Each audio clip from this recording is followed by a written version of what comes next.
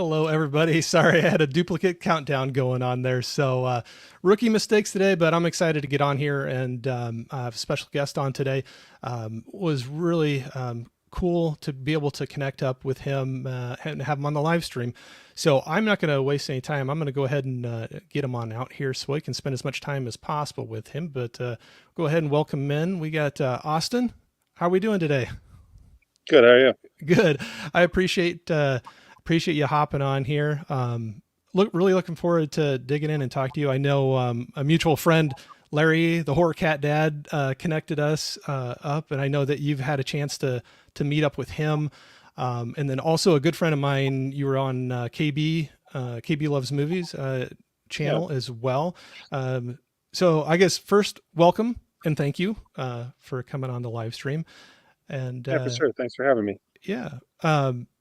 I got to try. I know you said you're trying the outside out. I love it. I need to try that sometime too. Mix it up a little bit and have a little bit of a background change from what I normally have. But hitting that, I got to say, hitting some of the YouTube channels. Have you had fun doing that? Is it?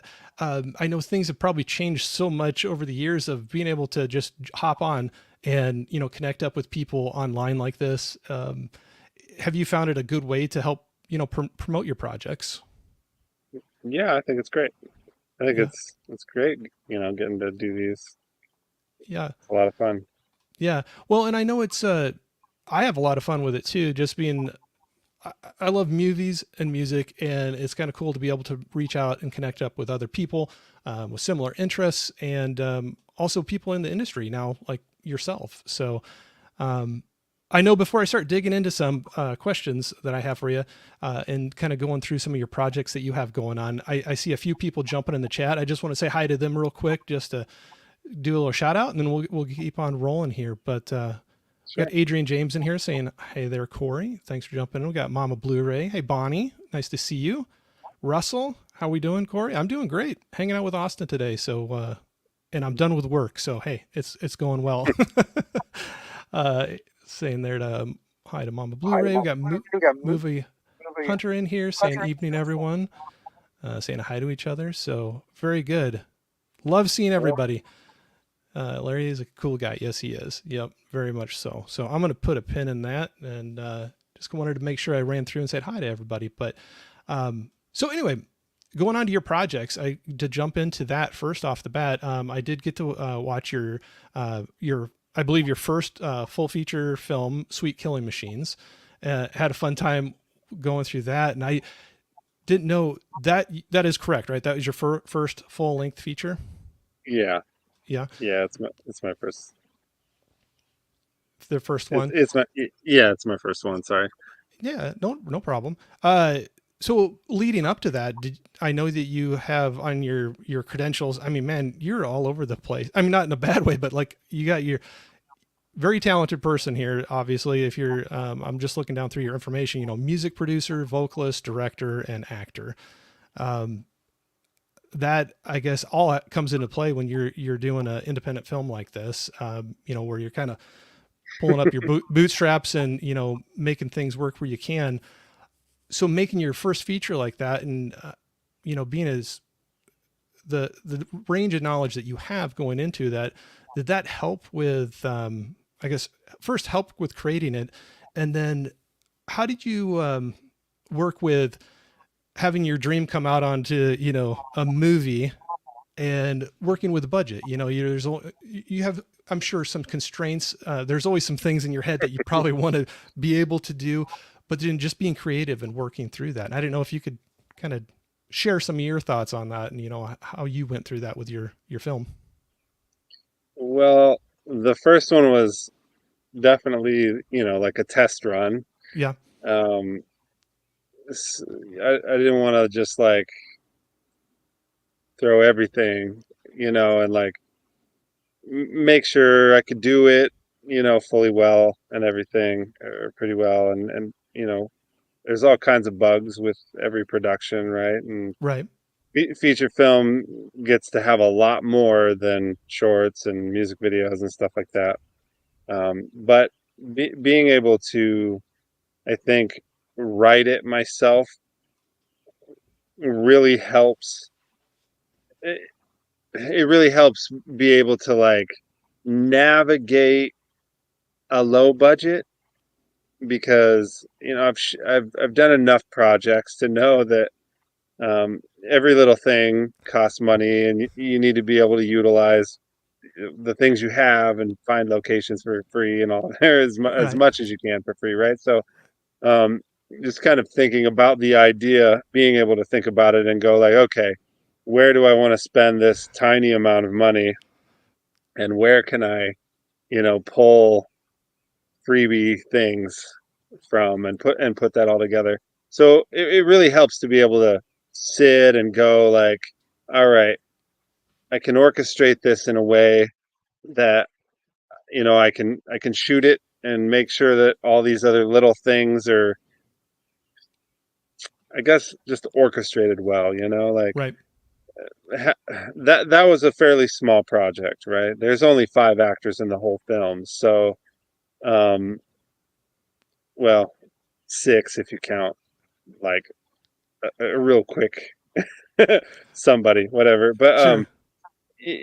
that's not a real hard thing to orchestrate. It keeps it pretty simple. You're not like dealing with tons of contracts and tons of um, if you don't have to field as many phone calls and all that stuff, right? So Sure. it just makes it a lot easier. And that was kind of the thought behind doing it was keep it simple, do something simple that I was pretty sure I could get through on such a small budget. And so being able to write and direct, like I can write it, see it, I know what I'm watching the movie in my head, right? Right. Like I'm seeing basically what's going to happen. There's always something that comes up that's some snafu or whatever that changes it a little, but you get the basic picture. Right. So yeah, that being able to do that, I think helps. I come across a number of scripts, and people. I see people writing, especially young or beginning screenplay writers that will have this. They write this movie, right? And they're like, Right. yes, and they're like, where do I get $300,000 to shoot it? Or I've seen a million. Like, I need $1 million to shoot my Wow. screenplay, Yeah. and I'm like, okay, good luck, buddy. Um, When you find it, let me know where to get it too, right? yeah, yeah, for sure. And like, unless you're friends with somebody or you're in a circle of people who have that kind of money, it's going to be fairly hard if you've never done a few things. So my goal with this is I'm trying to slowly ramp up, right? Sure. Like start off small, make sure I can put it together. My next one is much, much bigger, Yeah. maybe a little bigger than I should have gone, but here I am. Yep. Yep. And then I've got several other projects that I'm working on that will be probably comparable, depending on how much funding. I'm working on funding for one of them, and um, the funding range is, you know, in there. We'll see. So that will decide how some of it gets written, right? Like Right. I'm mostly trying to write it, or like the next one, for a fairly small budget, and then if I manage to get more money than I would hope for, Yeah. like then maybe I can get a actor that someone's seen, that they know or whatever. Maybe I can spend some more of that money on that sort of thing. So yeah, that's kind of, I guess. No, absolutely. So no, and so I could see that as a major hurdle. Working within the, you have your creative idea and then the constraints of the budget and making that work out. And that was going to be a question I had, and I also saw Movie Hunter in here just kind of threw out a question that kind of ties into that. Then is like, what is one of the hardest hurdles that you've had making a film? And I know there's maybe Money. multiple, but do you have money? Is that the big one for you? That's a big one. So if money Yeah. was taken off the table, Yeah. um The biggest hurdle. Um, People. People? Okay. So, Yeah. so when you're It's working with people on the oh, set sorry. or behind the scenes? Um, I, well, I'm gonna say behind the scenes just Okay. because, um, just managing people, like you don't always know what you're gonna get when you cast an actor or an Sure. actress, and through the process, I tend well for the first one, I didn't have to like cast it out so far in advance because it was a fairly small project. So I basically, from the time I wrote it till the time I shot it, I had about 2 months, which Okay. is insane. But I just basically worked on it nonstop for 2 months and then went right. So Right. with this one, I gave myself a year because it's a lot bigger project, and I'm doing most of the stuff. I have a little bit of help from a couple of people, like Douglas Montoya. He's the guy who was one of the actors in Sweet Killing Machines. Oh, sure. Yeah. He's uh, he's also we help each other produce. He produces a number of shorts, and you should check out his YouTube channel, ACTV. Uh, I think you probably have to type in Douglas Montoya with it to get it to come up because I think there's another ACTV or something. But he's got a bunch of shorts that he's done. But I'll check that out. he's helping me produce a little bit. He's helping do some stuff. Like currently he's trying to choreograph a dance for the next movie. He's trying to like, make up the dance for it or whatever, and so that's fun. There's probably But yeah, some. the hurdle with people is that a number of people are flaky for whatever reason, whether it's they're looking for a bigger, better deal somewhere, or something else comes along, or they just decide they'd rather go hang out with their, girlfriend at the beach. I don't know. Like all sorts of stuff happens in casting, and I've had a few people that have had health issues, or with the next one, I got a bug on my screen. Um, they've had, different things, like just not really great at functioning in life and screwed up and whatever. Like it's a big hassle. I had an actor that was supposed to come in um, last weekend for a shoot, and his flight was canceled because of the FFA Oh, outage thing. yeah. So I'm like driving 6 hours to get to this location, and on the way, I'm like finding out that the flights are getting canceled, and happen to pull over on the side of the road and like call Delta to try and get it rescheduled. Think it's good. Then Right. get most of the way there. They cancel. So it's just like managing and dealing with the people and the things that go along with it. I think that's one of the most challenging things for me personally, because it's kind of a headache, and Hmm. it's not fun, right? Right. Like Right. shooting a movie is fun, but orchestrating people isn't that fun. No, I could see that for sure. And there's got to be so many things behind the scenes that I just have no idea. So that's why I find it fascinating to hear your insight on all of it, um, and even getting to the point of there's some questions I want to dig into more. But like with your feature film, there's all that to get it made, and then there's the whole other side of getting it seen, distributing it. Um, Yeah. is there anything, would you mind going in that a little bit, that process of like now, I know we kind of jumped ahead and we might go back and go through some of the making of the process, but I was kind of curious about that. Okay, you have the finished film. Where do you go now? That's a great question. Um, I am personally still probably going to go to Film Hub because I then retain the rights to the movie, and they take their percentage. I mean, they do an okay job, right? It's not like Mhm. having somebody who is part of the team, part of your team, who has the connections to get all these things, get the movie out to all these different streaming and DVD and stuff like that. Like it's not it's not that good, right? But Hmm. the problem for me is I read countless horror stories. I belong to um a, several groups, but one group that is specifically they discuss um all the distributors out there. It's just conversations about them and what they do and how they treat people. And so like I read time and time again, about what has happened to countless people. And there's just all sorts of shady stuff Yeah. that they do. And like maybe sometimes it isn't necessarily shady, but it's still just like you're never going to see a dollar from it, right? Like Right. if you get that $30,000 upfront, here you go, like that's it.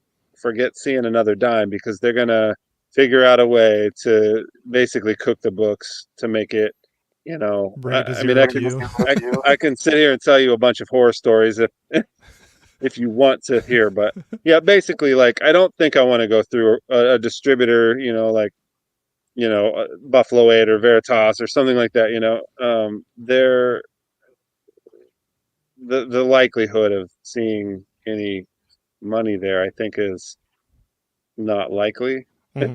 Right. Um, and then they end up owning it for, I don't know, depends on the contract, I'm sure, but 7 years or something like that, and sometimes they'll even slip in things, try to do things in the contract where they can keep it for basically forever. Um, but yeah, it kind of also depends on if your lawyer catches all that stuff or not. But I think I'm just going to go with Film Hub for now Yeah. and promote it myself.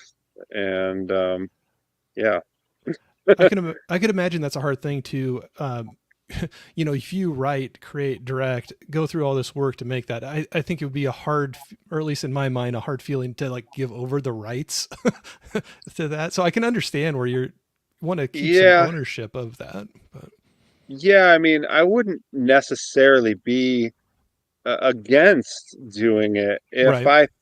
if I thought that there was a fighting chance that somebody was really gonna like really get it out there and I was gonna see money. But like the horror stories, like they'll do things like charge every client for their tickets to Cannes, right? And the booth there, like they charge them all. So instead of just like splitting that up into like, okay, we're going to charge each client $10, they charge them all, $1,000 or whatever it I is, gotcha. and just stuff like that where they can cook their books and like essentially you'll never recoup. So they just continue to keep the money. Right.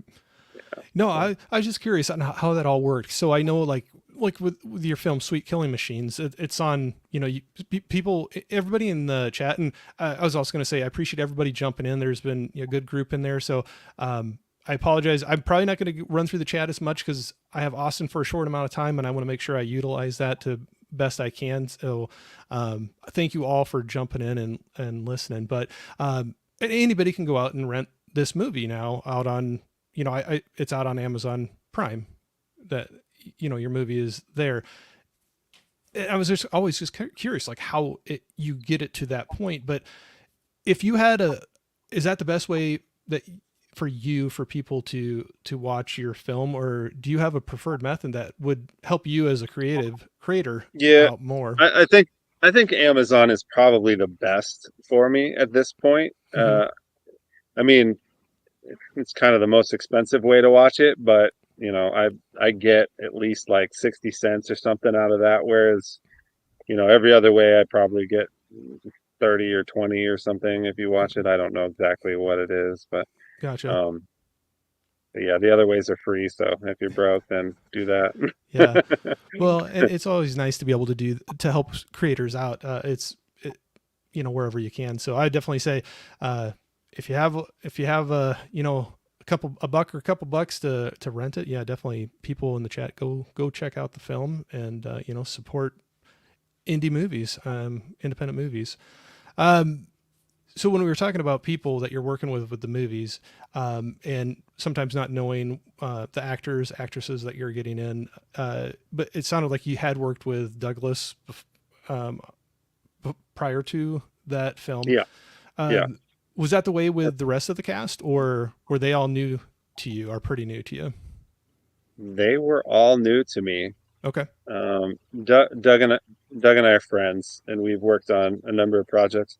I had originally cast another guy whom I had worked on a number of projects, and we, um, well, we were supposed to do this movie, and right up till like the week before, it started getting a little weird, and Doug and I started getting nervous, so we ended up finding like an understudy to fill in case, because we were like, these are feeling like suspicious, um, you know, excuses right, or whatever. And then day of, some he said something happened and he couldn't do it, but we had another guy lined up, and I think it worked out for the best. I have a feeling the other guy just probably wasn't prepared and might have been fighting some other demons, and sure. that I hope we get whatever it was worked out. And Matthew Kenner ended up playing the part, and he did a wonderful job. So I'm super happy. And Matt and I are now good friends, and we work on a lot of stuff together. So I think it Yeah, worked out well. yeah. No, I think Matt and Doug they had good chemistry there. I thought during the film. So Yeah, I never, maybe it worked out for the best. For the film, for the but two of I you didn't together. know anybody other than Doug for the Yeah, film. I mean, other than like a few conversations and a couple rehearsals or whatever with Jenya. Um, uh, the guy who played the senator, he was a sure. last minute cast because the other guy had some emergency come up. Oh, So gotcha. he was a replacement as well. So did you find it? That you had. I know a lot of it is in the hotel suite, but there's some filming out and about the city. Is that difficult to navigate? Out in public places, being able to pull off some of your shots, or even within the hotel. Like there's some times where you're leaving the suite and in hallways or in little alcoves. They had a couple conversations outside of the room. Yeah, I'm pretty good at snagging shots where I need them. Yeah, I kind of go scout the area and figure out what it is, what it looks like, and then I can find ways to yeah, get without not causing a commotion. Like, obviously, we're not going to set up a bunch of lights in the middle of the street or whatever without permits and stuff. So right. you know, for some things, I'll just kind of go guerrilla style to get short little bits here and there that help connect the story together or whatever. Yeah. No, I just found that interesting. Navigating the public, if you're out and Yeah. about like that. So, There's go ahead. definitely other hurdles like buses going by for Oh, sure. sound and stuff. Like you gotta wait or whatever, because it's not like Hollywood where we get to block off the entire street and do it. You Yeah. just gotta, all right, holding, right? So I could only imagine you'll be like right in the middle of a take and just a horn goes off or, or something like that you got to deal with. So yeah, I figured there'd I be a try lot of not challenges. for the first one. I tried not to do too much dialogue in spaces like that, Oh, I so that gotcha. Yeah. we didn't have to contend a lot with that kind of thing. I can, For the next one, almost all the locations are owned, so we have permission to set up all our lights and stuff like that, and keep it quiet and stuff like that. So yeah. So speaking of which, you're working on your second feature film now, correct? That you were talking about? we we had shot one scene about a month ago, and then we shot one last weekend, and then we start basically a 10-day kind of run on Sunday. of this coming 2 days. Yeah. Um, so yeah, I've been sitting and doing shot lists all day long and trying to finish the last few props and all that kind of stuff and packing, and it's been a day.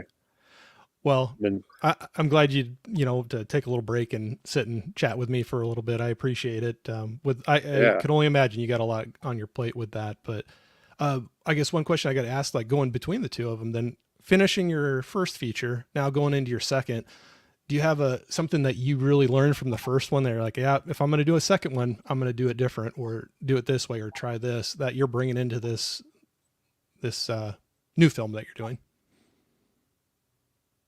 Hmm. Um, that's a good question. Well, one thing was to try and have a surplus of backup actors and actresses.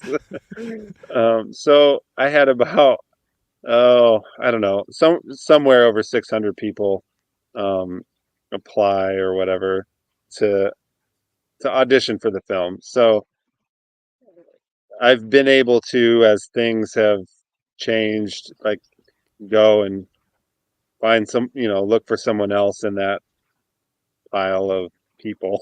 Yeah, yeah, A lot of people to sift through. I've spent a lot of time with this, and in fact I've had to do a lot of just like searching on my own because the people that applied weren't quite what I was looking for. So I've had to just like go out and spend countless hours trying to find, and that's how I found several other people.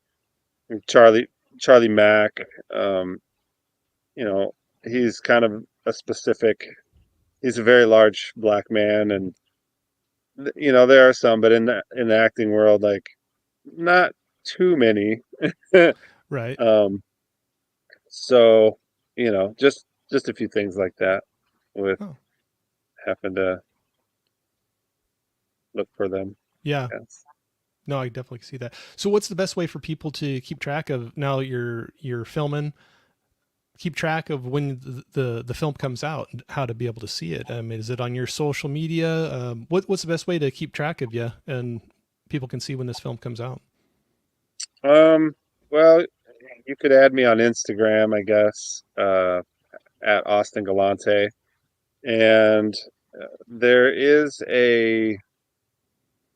there's a Marshmallow Napalm Facebook page and a Sanguine Teeth on a Driftless Road Facebook page.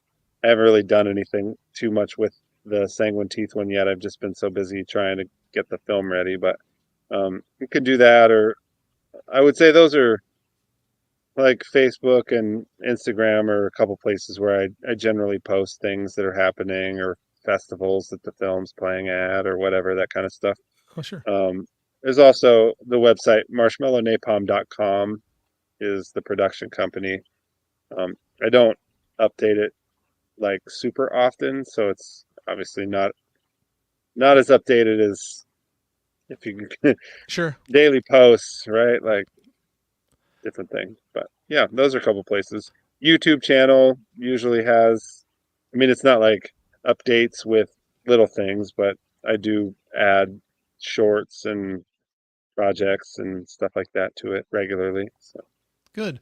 So, is that something that through your like say your Instagram, do you ever post like behind the scenes or during your making of the movie as you're going on that yeah, people yeah, can check that out and yeah. Usually I'll post, 5 or 6 pictures from a shoot during the day or something like that. sure. So And you were for the next mentioning week, oh go ahead, sorry. oh, for the next week, I'm sure there'll be a number of photos going up there. So No, I'll have to go check yeah, that out. Yeah, I was following you on both of the, or now on Instagram and YouTube. So I was interested to, I love, so when I'm kind of in some groups where we like our physical media, we like our movies. I have nothing against yeah, streaming either. I love that too. Because there's so many movies that I'm able to get access to that I normally wouldn't been able to. But I always love the right. behind the scenes, the interviews, the commentaries, and so sometimes even just seeing like behind the scenes photos of shoots or locations. I find that very interesting. So I'll be looking forward to seeing that on there. Yeah, for sure. And on the website, you said so the title of your new film coming out is Sanguine. Sanguine. teeth on a Yeah. driftless road, correct? Yeah. Correct. Okay. And what kind of can you go into? I don't want you to give anything away, but like, can you go into like kind of even what genre you're going into? Your first one was kind of a crime with some comedy, dark comedy, like in there. I didn't know were you going somewhere different with this film or similar? Um, it's a it's a vampire movie, but it's a Okay. dark comedy Okay. mostly. Yeah. So kind of the same place, I guess. Well, no, I mean that's nothing wrong with that. I just didn't know, but I'd say that would definitely be a different a departure, going into a vampire movie with it. Yeah. Um, no, that's great. Love seeing that. So, what yourself personally? I see your shirt that you got on right now. What do you sit down if you're gonna have some fun? You're gonna have a relax and watch a film. What kind of do you have any genres that you personally go towards? And if you don't, that's fine. Or throw a couple out that you enjoy. I think it depends. I mean, it really depends, honestly, what I'm doing or what time of day it is. 'Cause Sure. sometimes, like I have a theater in my basement, so sometimes I go down there to watch like an epic, you know, a Marvel movie, or, Transformers, whatever. I'm Yeah. sorry, I probably, No. popcorn movie, Yeah, whatever. you gotta have Sometimes fun. I'll go Yeah. down there to watch something like that, right? But um, often, I like watching, like dramas and thrillers quite a bit. Uh, I like watching horror movies when I have like a friend or two over and we're drinking beers because that's Yeah. fun, right? Like, Yeah. um, if I'm like real tired and just exhausted, sometimes a comedy's nice because I've had a Yeah. long day, it's stressful, and Yep. just something light to laugh at or whatever. So it really just depends on Yeah. the day, I guess. No, I'm like that too. Definitely the mood and time of day. I can see that for sure. Um, I have some of those nights where, yeah, a good comedy definitely can lighten the mood, or there's some nights even where I want to watch something, but I just know I can't make it through a whole film, so I go back to like Yeah, one of the old standbys. Something I love, I've seen a yeah, million times. You can yep, quote lines from it, but if you fall asleep during it, you won't be heartbroken. right. It's always kind of fun to Yeah. do that. But how do you feel? Kind of rolling in this, kind of want to get your thoughts on it too. I was just mentioning physical media and having that. I stream a lot too. Um, what what are your thoughts or your feelings on the impact like streaming services have had on the film industry? Well, I mean, it's a door opener for, indie films, I think, um, to be seen by a broader audience. I know I know anybody can still, sell a DVD on their website or whatever, but you've got to be able to get people to your website. So I think that streaming is good and bad, right? And especially previously, not having any residuals associated Right. for the most part, for bigger films. Indie films, I think it's a lot harder to do that because the budget's tiny and the marketing and promotion's pretty small. So the reach is probably going to be a lot smaller. But I think they both have uh, a good place. And I'm a little like honestly, I'm a little bummed that Redbox is going out of business. I mean, I haven't personally rented a Redbox movie for 20 years or something, but Right. um, it's another avenue that filmmakers could use. The more constricted and the more like focused it is, like when there's less options, then they can start to abuse it. I think if people are able to get their media in a number of different ways and they're all viable, then more artists are going to probably prosper. Less, I want to say less gatekeepers. I know there's still gatekeepers Right. sort of in there in every scenario. Like you can't just reach out to X platform streaming service and say, "Hey, take my movie." Like Right. you still got to go through certain channels for the most part. So I don't know. I think they're both good. I have a lot of physical media too.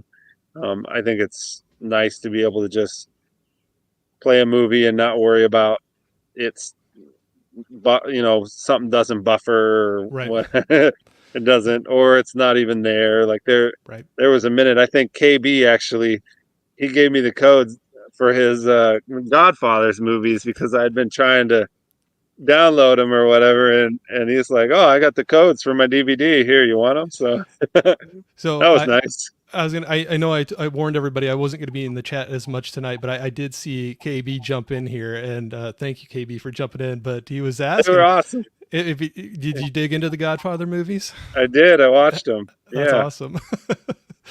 Actually, I watched the first two. I haven't made it to the third one yet. Well, they're I had they're seen moments. I'd seen the first two before, but it was a long time ago. So Yep. I wanted to rewatch them and check it out. But Yeah. yeah, I still got to watch the third one. But I've just gotten so busy trying to get everything ready for the film that I got to wait till afterwards. Yeah, yeah, and they're good length films too, so it takes a little bit to get through them. But no, great films. I'm gonna be honest, I haven't seen the third one before either, but first two for sure. But like you said, it's been a while. I think if I was gonna tackle the third one, I think you had a good idea going back and revisiting them, refreshing it, and then going Yeah, back into the third one.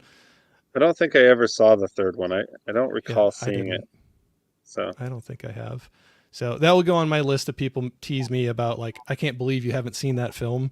You know, you always get that thrown, or at least I get that thrown out to me every once in a while. But there's just so many films, and that's the like you said with the streaming thing. There's good and bads. Good and bad. There's so much, so many options, so much available to us. It's just impossible to see everything, no matter how big or highly regarded a film is. It's hard to yeah, see everything. really is.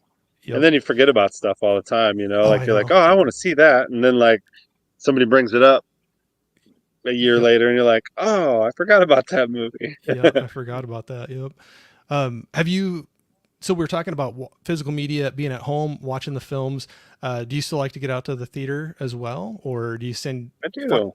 yeah, Yeah, it's it's got to be a movie that I am really excited to see because movies are kind of expensive, and I go I think more often with my kids because okay, yep, you know I take them to see animated films or whatever.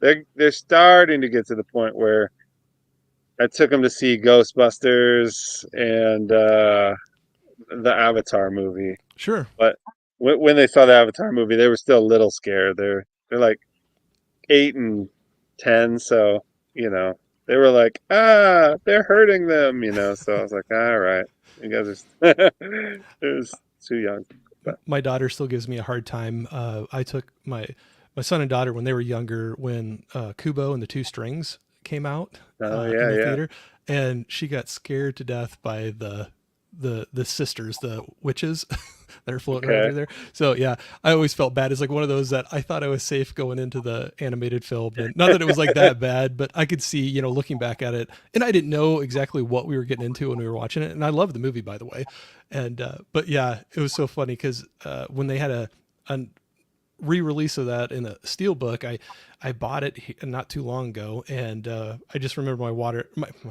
my daughter walking through the room as I had the movie playing, and she looked at it and she goes, "You know how scared I was when we went to that movie." So I always felt bad about that, but oh well, yeah. what do you do? I watched House with the Clock on the Wall. I think that's what it's Oh called, yeah, with Jack Black in yeah, it. Jack Black. I tried to have them watch it like 2 years ago. Yeah, you're like, nope. They couldn't make it through, but they liked it. We watched it I think 2 weekends ago or something, and they liked it the second time, so they got a little older and a little less scared. And then they were kind of making fun of the ghosts and stuff. So Yeah. it's kind of nice that I don't have to just strictly watch animated movies with Yes. them all the time now. Yep. It's definitely it's interesting getting that transition and start that whole because we would watch a lot of movies with our kids too, but I remember that as well. You start getting into more and more films that you're like, oh yeah, this is one I would just go out and see on my own anyway, and Yeah, not that you wouldn't with the others, but you yeah. You can pick and I choose really when you have liked kids. I really liked Upside Down too. I thought that movie was Oh funny. yeah, I have Yeah, not seen that. I've not seen I that went and one. saw it. It's really I think it's really well written. It's pretty clever and it's got a lot of clever jokes in it. So I Yeah. was entertained. We had gone to see I think Garfield a few weeks before, and I Oh was sure. like, it was okay, like, but it was fine, you know. Yeah. But I thought Upside Down was clever. So Upside Down too. Is that it or Or Inside Out? Inside Out. Yep. Inside Out. Yep. Sorry, saying No, that no, it's wrong. okay. Inside Out. I didn't even catch that, but no, I've heard a lot of good things about. I've heard a lot of good things about it. It's done really well in the box office. I think especially Yeah. this year, it's really. But yeah, I'd like to see that one. I've heard a lot of good things about it. Um, besides, so you said Inside Out 2, Garfield. Is there any that you've gone to yet this year, or have any coming up into the theater later this year that you're one that you were really looking forward to? You've already seen, or one coming out that you're looking forward to? I wanted to go see Deadpool today, but I'm too stressed out. Yeah, I got too much stuff to do, and I want to enjoy it and relax. So I'm gonna wait till after I shoot the movie, and then I'll go in a couple weeks, I think, yeah, just so I can go and not have all this you can stuff. focus. Yeah, I can just relax and laugh. I think. Yeah. I did. I have gone to see a couple movies, and I'm trying to think what they are, what they were. You might.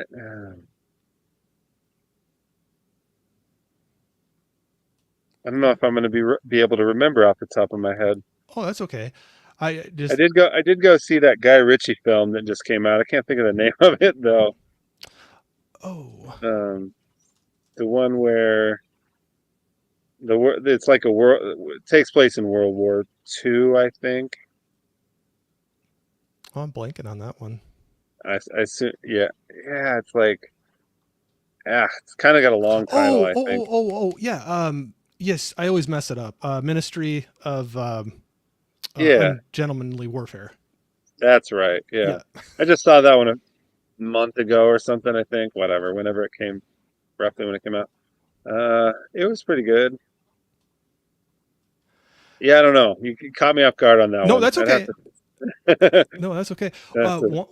One that I had really fun time going out to. You were talking about watching horror movies once in a while, and that was one that I didn't know until it was almost last minute because it didn't have a really long run in our theaters around us. But Late Night with the Devil um, is one that, I don't think I've seen that one yet. that I should write it down now because yeah, Late Night with the Devil, and not saying greatest horror of all time, but I enjoyed it quite a bit. It right now it's streaming on Shutter. If you have that streaming okay. service, if not, I'm sure you can rent it or buy it wherever on Yeah, that one. I But wanted to yeah, see Abigail, but I haven't had time really. It's usually been like I need to entertain the kids for a while, yeah, so let's go do something and yeah, yeah. I did give see that one. I thought it was a fun one. Definitely was. It was a little different than what I was expecting, but I don't mean that in a bad way. But no, it definitely had some fun with it for sure. Um, Yeah, I was kind of surprised. I was gonna go to the Deadpool Wolverine movie this weekend as well, but my wife is out of town, and she was actually I mentioned that I was gonna maybe go see that, and she goes, "Well, I actually wouldn't mind seeing that as well." And I was like, I'll wait." I was like, "That'll yeah, be easy date night then, go out and grab a bite to eat and go see the movie." So hopefully, right. me too, in about the week or two, I can be able to watch that as well. Um, seeing all the movies that are coming out. So like Late Night with the Devil, that was for being on, the big screen. I think it was considered a lower budget horror movie definitely compared to, you're throwing out, Deadpool and Wolverine and, some of these real big, the tentpole movies, or however you want to call them, the blockbusters. Or how do you feel of where the film industry is right now? What films are being pushed? Some people will kind of comment that there's a lot of sequels and remakes and maybe not quite as many but I'm not saying maybe you don't feel the same way on that, but how do you feel where films are at right now that you can go out and see in the theater? And, how do you feel it's going to be going here in the near future? Well, I mean, I think sequels will always continue to be. I think the big studios feel like they're a fairly safe bet because they already have name recognition.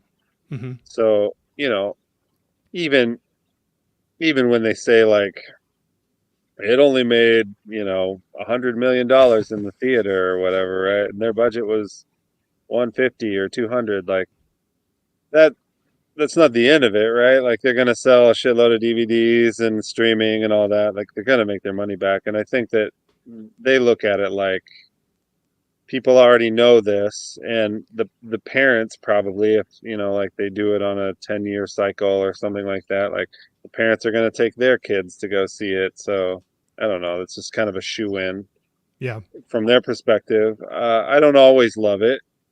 Sometimes I think that the remakes aren't great, but I don't know.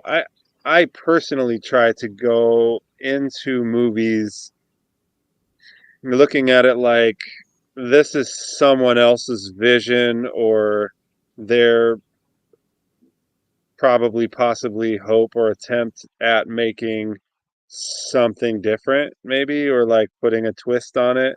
Mm-hmm. And I know a lot of fans don't always like that, right? Like Right. they want you to stick to the script or like follow the thing that they know and that they're used to. So I can see where, they wouldn't like some of that. I don't mind. I just try to go into it and go like, okay, I don't know what I'm in for here. As long as they were creative and the story is something a little different, like I wasn't super impressed by the Ghostbuster movie that just Okay. came out. Like it was fine. I thought it was fine, but there were a few moments where I was really dog-eared by some things that were happening, and then kind of it felt like they were doing a lot of throwback stuff, and I don't know. For a big budget movie like that, I would have kind of hoped there would have been some slightly better writing and twists and stuff. But Okay. Yeah. it is what it is. It was fine. It was a Yeah. fine movie. I'm sure someone loved it. Yeah. Well, and that's what every movie. Not everybody's going to love the same movies, and that's Right. okay. That's all Yeah. right. Um, Yeah. no, for sure. Do you find yourself more critical when you're watching a movie now that you've gone through like your process of making a feature film and everything behind it, or are you more forgiving because of what you went through with yours? um. Yeah. I mean, I think like even yourself, you watch a lot of behind the scenes footage Right. stuff, so you probably have a fair idea of what goes into it and the process of things getting made. Or like, I mean, CGI is kind of its own animal unless you're a CGI person, Yeah. right? Like I'm not. I can't create a world with Unreal Engine or something, so I don't know. I know that that's an extremely intensive process, or at least it used to be. I don't know. There's probably things that make it faster now, but um, yeah, I see a lot of things in there, and and I have for a long time. I've watched looking for lighting and all sorts of stuff, right? Um, Definitely have probably more of an appreciation, um, especially when they're more indie movies. Mm-hmm. Um, because you have an appreciation, you know what they went through. They couldn't just throw money at the problem, right? Right. They had to find some other way to solve it, and um, yeah. So I I still have an appreciation for big budget movies, right? Because their Sure. problems are bigger. Sure. Sure. They're just much bigger. Right. But there still is money to throw at problems, and yeah, I don't know. No, that's. I, I was just I, kind of curious. Like what if you were more critical and you're like, oh, or if you know, a little more forgiving, or if it made any difference whatsoever, and you still watch them the same as you did before. yeah, sometimes I suppose sometimes I'm a little more forgiving, and sometimes I'm like, it depends, right? Because like I can watch it and go like, okay, they shot this quickly in more of a guerrilla style because for whatever reason they didn't want to set up scrims and lights and everything, so you can just tell they just like went took the shot quickly or whatever. And I'm like, I get it, and it doesn't hurt my feelings. Obviously, it's really cool when they've done everything and the lighting just looks Right. amazing, and the Right.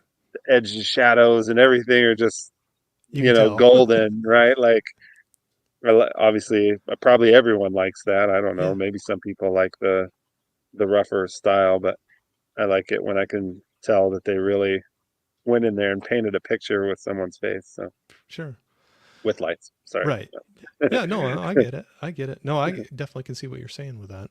Um, I know like a little bit earlier, we were talking about streaming and kind of like the movies coming out in theaters and like the industry where it's now and going forward. And I know you can't, um, tell the future, but you know, there's been more and more talk in every part of our lives with AI, artificial intelligence. And I know Mhm. there's been some discussions of it being pulled in to help with certain things with films. And I just was curious, you know, what your thoughts are on there, or if you're just like, you know, hands off, or you've played around with it just to see what it's all about, or, you know, what you're thinking. Um, I have played around with it a little bit, just like the picture stuff, like the images or whatever, just to check it out. Um, I don't love it. Mm-hmm. Uh, I mostly don't think it's that great yet, Mm-hmm. which I actually kind of like. Yeah. Um, I think that it does suck that at some point soon they will just be replacing artists with someone who types in prompts. I think Mm-hmm. that's kind of a bummer, because I have found myself watching a couple of, like, my friends will send me a meme or some short little video or something. The things where it'll like take a song like 50 Cent and mash it up with Conway Twitty or something. You know what I mean? Like, Yeah. and Yeah. and like, yeah, it's funny, and I listen to it and I'm like, I just gave some robot a view or whatever, like. But yeah, it's gonna get harder and harder, I think, to differentiate in some instances, like where the AI is in this, Right. like I'm actually going to use a little bit of AI in the film because I couldn't find any other way to do it. I needed a big giant open Roman bar scene or whatever, and I couldn't find any stock. Like, I tried to buy something off of Shutterstock or Dreamtime or some of the Adobe whatever. I couldn't find anything anywhere that was even remotely close. So I, I'm out of time. I Yeah. don't have. I mean, I don't even think I could draw it and make it look realistic. I mean, it would take 80 hours probably to Yeah. try and come up with something like that. But yeah, so I went in and I did a bunch of prompts for it to use as the backdrop for a scene because I couldn't find a real bar that had a feel that would work. Right. And I looked around, I asked a bunch of people, can you recommend a place, whatever. So I made like practical, I made some tables and some chairs to go in this scene, but I'm going to shoot it on green screen because I just couldn't find a place, and I don't have the money to build one. If I Right. could build the set or whatever, but my budget's blown. Well, and that's exactly where I was going to ask next on that is I know that they're just like you're talking about, there's a lot of people that have that fear of they don't want to shove artists out of the industry, you know, like put people out of work. But like in your case, you're like, I don't have any other alternative, but I didn't know if that was something that would come into play with, you know, like independent films where it helps with those budget constraints to be able to Yeah, use some things like that or not, or, I yeah. don't know. I was curious. I know some filmmakers that will use it for different things here and there, or sometimes parts and pieces of posters or something like that. And so, yeah, I mean, I was like, shit, I don't know what else to do. Right. Like I don't know how to create this world to have for them to have this conversation in. And I thought I'd be able to find like an image of an old Roman bar, just an empty space or something like that, Hmm. but I couldn't. So when I wrote it, because it's a short scene, it's like a flashback, but I was like, yeah, surely I'll be able to find a photograph of a place that just looks like a Roman bath, like empty building or something that I could feed it with or make it look like. And I just couldn't find anything, so I finally gave up and I made an AI background. I'm still gonna have to like take pieces and parts of it and go into Photoshop and put things together to make sort of a panoramic view of it so I can get multiple angles or whatever. So I Sure. guess I'm still sort of the artist involved. Yeah. No, absolutely. So when you're working with things like that, when you were looking for, if there was something you could purchase, you said that you could use for the scene, or use an AI to do this. Do you have anything, or what are ways that you kind of stay current in your industry, like trends that are happening, or shooting techniques? I mean, anything. Like, are there ways that you kind of keep up with trends and technology and techniques to keep on learning or stay up on your filmmaking? I mean, I read and watch videos, but I don't necessarily care about trends, to Okay. be honest. Yeah. I just um I just don't. Um there are lighting styles that I like, I guess. There are trends there, I suppose, but even some of them like, you know, whether yeah, I mean, kind of mix and match and then sometimes you just have to do with what you've got, but I don't know. As far as trends go, I don't really yeah, I just I mean like I think there's a premise behind how shots should be or can be. There's obviously some leeway there, and sometimes I think even for myself, I want and what I can get. Sometimes because of time are two different things, but No, I was curious, just thinking back on Sweet Killing Machines. You had different scenes where you were doing some visual effects with the film. So there's one scene where it goes to like a 50s style TV set, and then you also have another where there's kind of the tripping out sequence. With it. I didn't know if that was just you playing around and experimenting to try to get that vision you had in your head, or if there's or how that came about. um, yeah, it was written, and I had a pretty rough idea of what I wanted, Yeah. you know. But yeah, in the end, there was also still some like, okay, let's see what I can do here. I tried a number of different TV sets to see how they would work, and I ended up having to kind of stretch that one to fit it. And the tripping scene was just kind of playing with random stuff and seeing what worked. And I mean, it's kind of goofy, but But you're having fun it's with it, and you're yeah. conveying a feeling. Yeah, I'm by far not the best After Effects editor on the planet. Like, I was just doing what I could.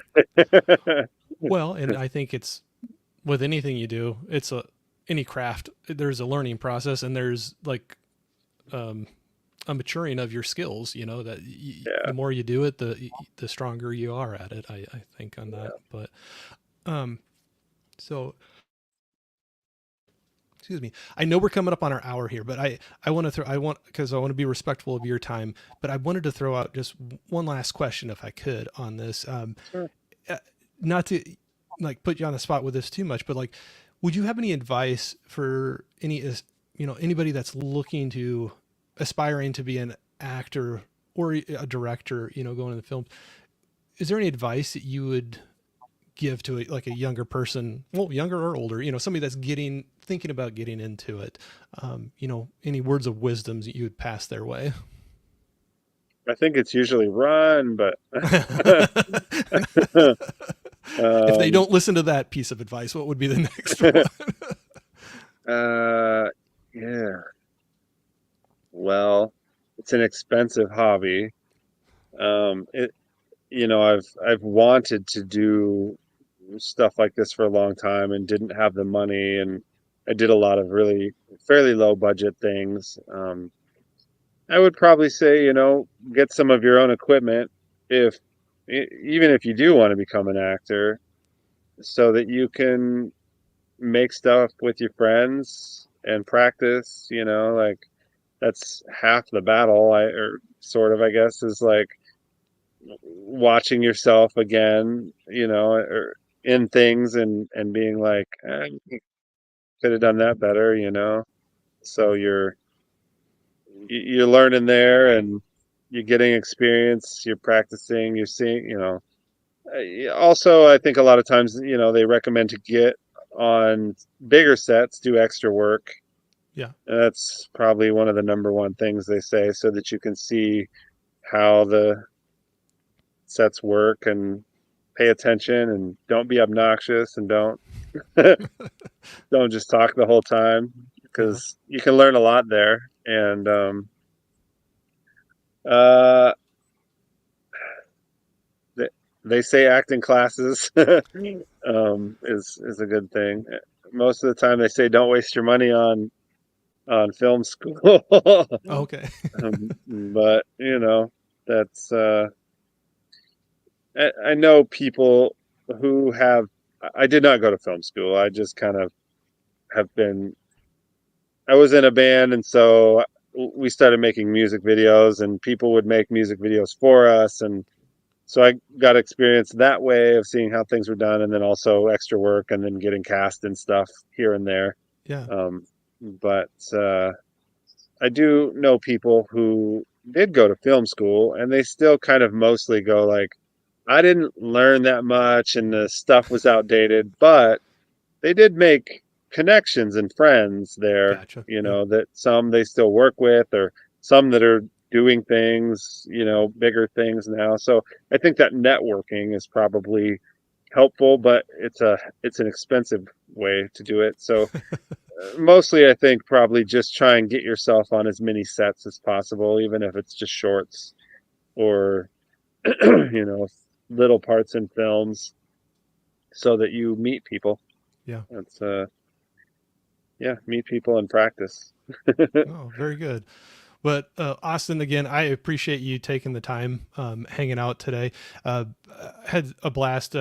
It's so fun. I don't know. I'm just was excited to like watch a film and be able to talk to the person that like was directly responsible for that. So, I know you got a lot. Responsible is a good word. I mean that in a good way. I mean that in a good way. Absolutely. So that, well, you had your hand in so much, or pretty much everything with the film, right? Like writing Yeah, and pretty directing much. it. So no, it's very cool to be able to have that chance to talk to you, hear some of your insights behind that. And I know you have a lot going on right now with your second film coming out. So I appreciate you taking time away from your busy schedule, and hopefully you'll get a little relaxation in before, hitting that filming again here in the couple days. It I won't. sounded like you won't. You'll be thinking about stuff for that the whole I'll get time. some sleep tonight, and then hopefully tomorrow, uh, I'll get some sleep. But yeah, I still have like 2 days worth of shot lists to get made, and a few more props, and then I got to start bringing gear up out of the basement and staging everything, because on Tuesday night, all of the actors are coming to my house to stay here, and then we just start shooting for a week. So I got to get a bunch of stuff ready. Absolutely, absolutely. So, like I said, I appreciate you taking the time away from that. Everybody that's been in the chat, I know I said earlier it wasn't going to be one of the streams that I was going to be able to jump out there as much because I had Austin for a certain amount of time, and I wanted to make sure that I utilize that, use his time as best as I possibly could. But I do appreciate everybody that's been jumping out there saying hi to to us and everybody between each other. If Austin, oh, go ahead. if you did have a few questions that somebody asked by chance, I can answer them Okay. if I'll you. see if there's any questions. I had a couple others that I could throw out as well too. If you, like I said, you won't hurt my feelings if you're just like, we got to wrap her up. I just want to be respectful of your time. I know there was a lot of people just chiming in saying. So Larry was jumping in with one of your comments. He's saying beers and horror with pizza and friends is always a good way to spend some time for Yeah, sure. yeah. Um, I was gonna say, do you have a? Let's see if I had any that I hit a lot of the big ones that I wanted to do. Do you have? How do you approach your directing? You know, of the actors on your set. Are you? Do you have a clear vision of what you want to have happen, and you know, how do you convey that to them, or are you a little more hands off and give kind of a general direction? And I don't know. I've never done it before, so I apologize if I'm stumbling over my question there. But just kind of looking at what's your style of directing.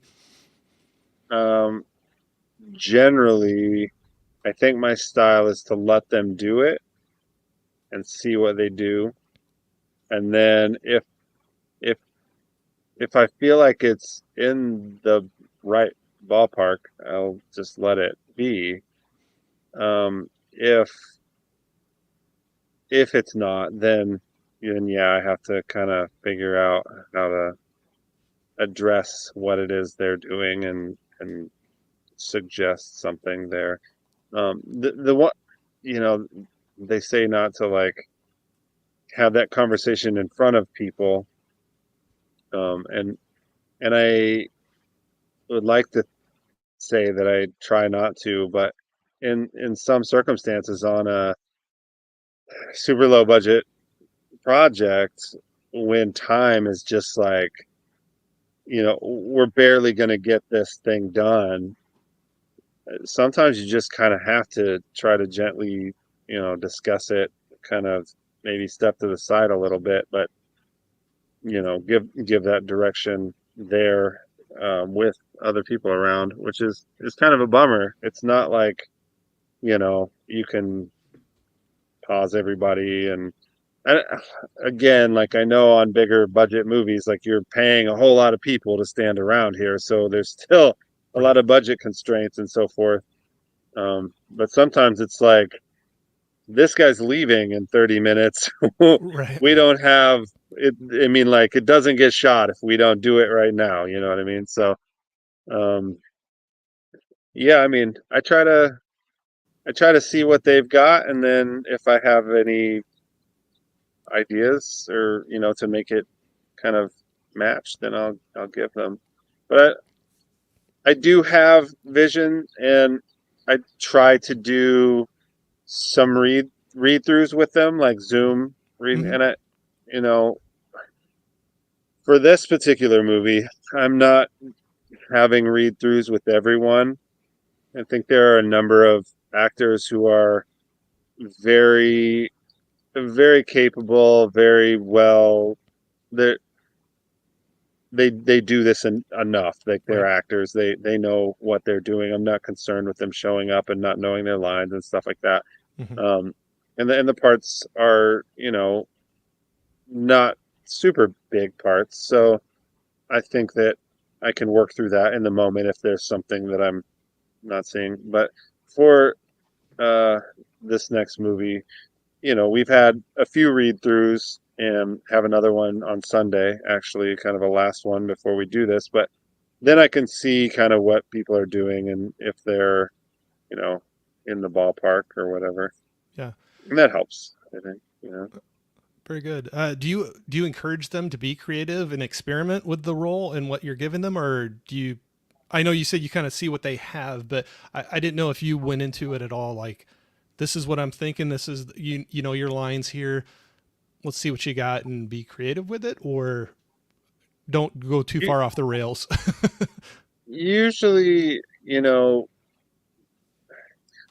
a lot of times they'll ask me about the character and about the situation if they have questions about it, like who is this person and where do they come from, if I have that information. Right.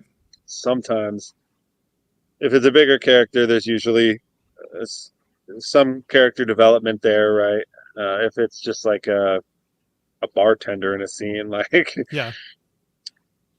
that's a page and a half of dialogue, and she's sort of a connector. I don't know anything about her Yep. much, right? Like in certain circumstances, but uh, yeah, um, I forgot what the question was. I Yeah, I know. Just lost like my no, train of thought. no, you're good. If you encourage them to experiment at all or be Oh, creative with the role. yeah, yes, yes. Sometimes, once in a while, I have to do a little steering, but so far, most people that I've worked with, it's they grasp, they've read it, they grasp the situation, they understand, and they usually ask like, what are like a scene I shot recently where, it's a robbery, and um they had asked me a little bit about them, and the characters are dumb. They're not bright people doing it, right? Like so that changes how they would behave, Right. versus so just something like that, a little clue about who they are. Hmm. If the actor understands acting, then they they know that will steer them in a different direction. So Oh, very good. yeah. Well, I was looking here. There was another question that was out in the comments, and I know it might be a little different with with an independent film, but Movie Hunter was throwing out, does filmmaking become easier after finding department leads that you like to work with, or does each project require an altogether different staff for each film? And I guess part of that question is, with yours, I know you definitely have the actors and actresses, but do you bring in many other people to help you with parts of the filmmaking process? Yes, um, it's usually a small number of people on my smaller projects. Um, Other people cost money usually, and so I have to be very careful and pick and choose what I want or what I absolutely have to have, um, because I can't afford to have all the departments, and I am capable of doing a number of things, so I have to do a lot of them in order to make the production bigger, Right. right? Like the more I do, the more I can put into it, and the more I can spend that money on something I can't do. Right. So with other productions, bigger productions, I know people that have tight-knit groups of people that work together quite frequently, often. In in Hollywood, they got buddies. In Wisconsin, they got buddies, Yeah. right? Like, Yeah. so there's cliques of people who they enjoy working with each other. They like the similar types of films often. There are also people who just sort of freelance and bounce around, but they have people that they like to work with, you know, often, or are buddies with, maybe do passion projects together with, or whatever. I think that it gets hard to always consistently keep the same department figures on every project, because depending on who producers are, depending on who is footing the budget, also probably in a lot of cases depends on who they're friends with, right? Hmm. And then once those couple people have decided to work together, then they have a couple friends, and so they pick a couple friends, or Right. maybe, I know this guy, right? Like, so they don't all get brought in together. It's often, and it was same way with the film I have now, like the guy who's going to be DPing for second camera. He had a friend, and he's like, hey, could we use this guy to do this. And so I'm like, yes, I would like you to have a friend on Yeah. set. Yeah, absolutely. I think um, yeah. So no, that's great. Yeah, it's that's an interesting question. So, Movie Hunter, thanks for throwing that out there. Um, if we're just to throw out there, so many different things that you have done in your career so far. Has acting and or directing been the number one goal the whole time, or is this something that was a passion that developed as you were getting involved with uh, you know your band you were talking about earlier and making music videos, and if it kind of spurred on a passion from that point? I liked being able to create ideas for music video stuff and sort of bring those to life, but I didn't have the skills um, 15 years ago to do that. So a lot of times it was other people who did go to film school and they Mm-hmm. wanted to practice, right? Like they Yeah. wanted to add something to the reel or whatever. And so in a number of cases, that's what it was. I